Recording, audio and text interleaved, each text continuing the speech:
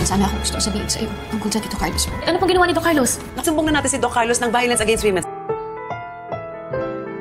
Ang susunod na programa ay rated PG. Ito ay nangangailangan ng patnubay at gabay ng magulang para sa mga batang manunood.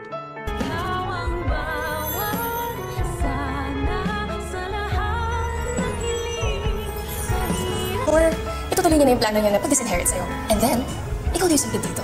Himala, mas matapang na nga ngayon si Lynette at desidido na yata siyang magsabi ng totoo sa kanyang anak na si Annalyn ng kanyang tunay na sinapit dito kay Carlos. Matapos nga ang announcement ni Annalyn sa kanyang ina ng kanyang good news na kasama siya sa mga listahan ng pupunta sa Japan, ay dito na emosyonal at mangyak-ngyak na sasabihin ni Lynette sa kanyang anak na meron daw siyang ipagtatapat tungkol sa kanyang Tito Carlos. Pero mapapansin naman natin na papalapit ng papalapit si Doc Carlos sa kanilang dalawa, kaya naman magawa pa nga kaya ni Lynette na maipagtapat sa kanyang anak ang tunay niyang sitwasyon. Sa kabilang banda, malakas talaga ang kutob ni Diyosa na si Carlos ang may kagagawan ng pasa sa braso nitong si Lynette. Kaya naman yayayain ni Diyosa si Lola Susan na pumunta na ng women's desk upang ireklamo si Doc Carlos ng physical injury. Pero pumayag naman kaya si Lola Susan na samahan si Diyosa na tumawag sa mga pulis? Yan ang dapat nating abangan. Samantala, sa kabilang banda, matapos nga ang ilang araw na pagbabakasyon nila Zoe at Moira, ay tuluyan na nga silang magbabalik ng Apex upang mag-report. At madadatnan pa nga ni Moira si Giselle nakausap ang investigador dahil may update na nga ang mga pulis sa sasakyan na ginamit ni Moira sa hideout. Kaya naman agad makikisabat si Moira sa kanilang dalawa upang maputol ang kanilang usapan. Samantala, si Justin naman ay makakatapat itong si Zoe at ipamumukha nito sa kanyang hilaw na pinsan na ang balak nga ni Lolo Pepe na pagtanggal sa kanya sa listahan ng mga tagapagmana nito.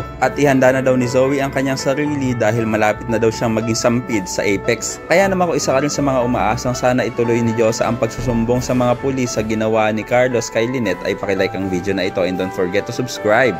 Thanks for watching and see you next time. Bye-bye.